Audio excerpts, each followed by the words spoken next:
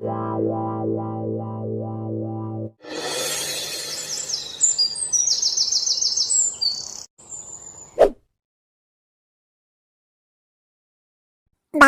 তুমি কি ঘুমাচ্ছ? না না, ঘুমাচ্ছি কোথায়, ওই তো চোখ বন্ধ করে তোর মাসির চিন্তা করছিলাম। কি হয়েছে বল। ও বাবা, 10 টাকা দাও না, চকলেট খাবো। তোর মুখের ওই মিষ্টি হাসি দেখেই বুঝতে পেরেছি আমার পোঁতটা মারতে এসেছিস। কিন্তু বাবা মার আমার কাছে তো 1 টাকাও নেই। তুই এক কাজ কর, তোর দাদুর কাছে যা, দেখবি তোর দাদু দিয়ে দেবে। হ্যাঁ রে শুয়োরের বাচ্চা, ওর দাদুর তো টাকার গাছ লাগানো আছে, গিয়ে নাড়িয়ে দেবে আর ঝটঝট করে টাকা পড়বে। এ কি বাবা, তুমি কখন এলে? কখন এসছি সেইটা বড় কথা না। আচ্ছা তুই আমাকে কি পাস বলতো? বৌমার মেলা দেখতে যাবে, আমার কাছে পাঠিয়ে দিস। ছেলে চকলেট খাবে বলছে, আমার কাছে পাঠিয়ে দিচ্ছিস। আমি কি লাউড়া টাকশাল খুলে বসে আছি নাকি? না বাবা, আসলে আমার কাছে টাকা নেই তো, সেই জন্যই বলছিলাম আর কি।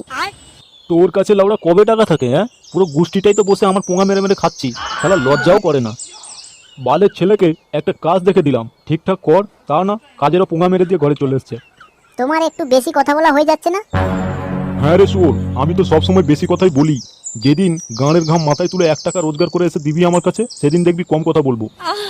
লাউডা লজ্জা বলো কিছু নেই তোর? হ্যাঁ শালা, 100টা নির্লজ্জ মরে মনে হয় তবে তুই জন্ম হয়েছিস। ছেলেটা একটা 10 টাকা চাইছে, তাও দিতে পারিস না, কিরকম নিমুরুদ্দে তুই ভাব।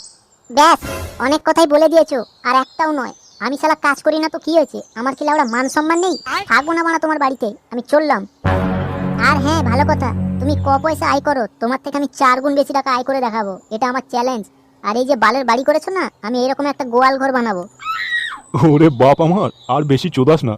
সবাই জানে ফাটা কলসির আওয়াজ একটু বেশি হয়। ও দাদু, আমি কি তাহলে চকলেট খাবো না? নিশ্চয়ই খাবে, তোমার বাপ টাকা দেয়নি তো কি হয়েছে? তোমার দাদু এখনো বেঁচে আছে দাদু ভাই, চিন্তা করার কিচ্ছু নেই। সবই তো শুনলি, এবারে তোরাই বল, আমি কি কাজটা খারাপ করেছি? না রে ভাই, কাকুর কিন্তু কাজটা করা একদম উচিত হয়নি। তা এখন তুই কি করবি ভাবছিস? কি করব সেটাই তো বুঝতে পারছি না, এই জন্যই তো তোদের কাছে এলাম। দেখ ভাই, রাগ করিস না, কাকু কিন্তু একদিক থেকে তোকে ভালো কথাই বলেছে।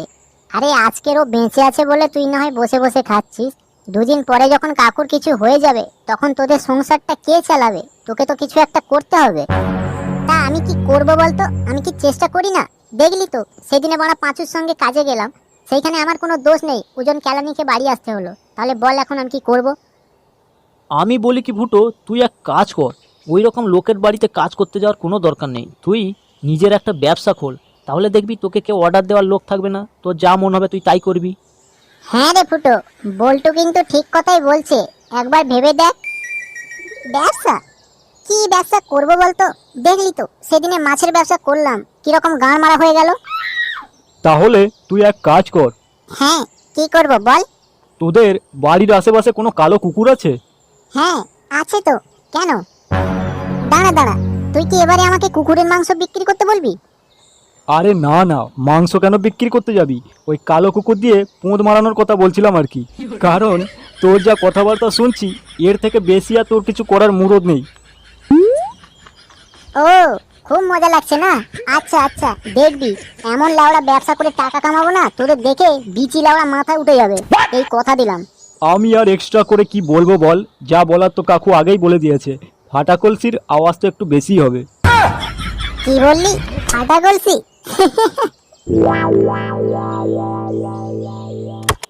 এই লেবু নেবেন, লেবু একদম রসে ভরা লেবু, একবার টিপবেন ঝরঝর করে রস পড়বেন। লেবু নেবেন, লেবু। আরে ও দাদা, ও দিদিরা, কোথায় যাচ্ছেন? আসুন আমার দোকানে আসুন। আরে লেবু দেখে যান, এরকম লেবু আপনারা 14 গোষ্ঠীর জন্মেও দেখবেন না।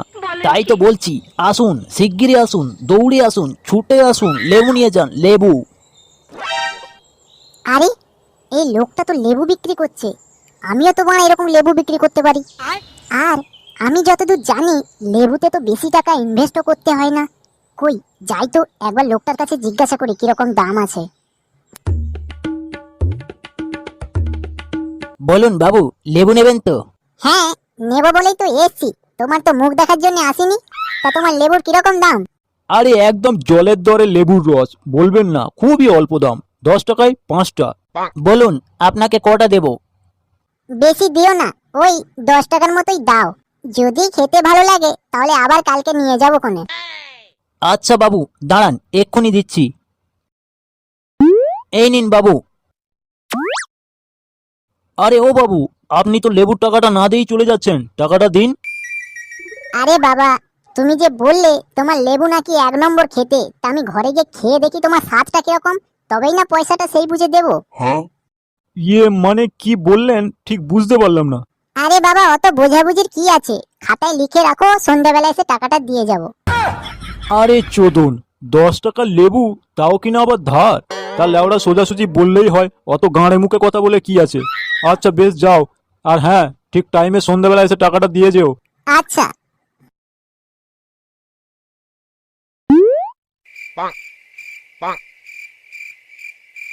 এই লেবু নেবেন, লেবু, সুন্দর লেবু, রসালো লেবু, একদম রসে টস টস করছে, যত টিপবেন তত রস পাবেন। আসুন আসুন, লেবু নিয়ে যান, লেবু। আরে চোদন, কি ঢেমনা ছেলে রে, এরকম ছেলে তো আমার বাপের জন্মেও দেখিনি। এই লেবু নিয়ে যান, লেবু, লেবু, সুন্দর লেবু, রসালো লেবু, একদম কাশ্মীর থেকে আনা লেবু। আসুন বাবু, আসুন বাবু। বলুন বাবু, কটা লেবু দেবো? ল্যাওড়া, নিয়ে তো বসে আছিস মাত্র 5টা লেবু, আবার জিজ্ঞেস করছিস কটা দেবো? তা তোর লেবুর দাম কত? দামের চিন্তা একদম করবেন না, একদম জলের দরে লেবুর রস পাবেন, 10 টাকায় মাত্র দুটো। 10 টাকায় দুটো?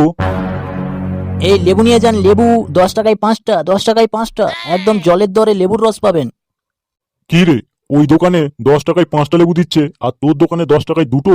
কেন রে, তোর লেবুর রসে কি সোনা ঝরে নাকি? আরে কাকু, আপনাকে দেখে তো বেশ শিক্ষিতই মনে হচ্ছে, এইটুকু ব্যাপার আপনার মাথায় আসছে না?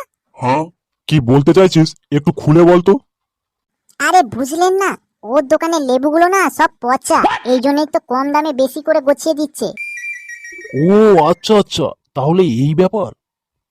কি ভাই, এই রকম দিন দুপুরে না ডাকাতি করে একটা বাটি নিয়ে তো কালীঘাটের সামনে বসতে পারেন, দেখবেন এর থেকে বেশি পয়সা আয় করবেন। শুয়োরের বাচ্চা, আমার ব্যবসার গাঁড় মারতে এসছিস? দাঁড়া। এ কি কাকু, আপনি এরকম গরম দেখিয়ে কথা বলছেন? খান কি ছেলে, কিচ্ছু বুঝিস না? না দুধ খাস, তবে রে শুয়োরের বাচ্চা।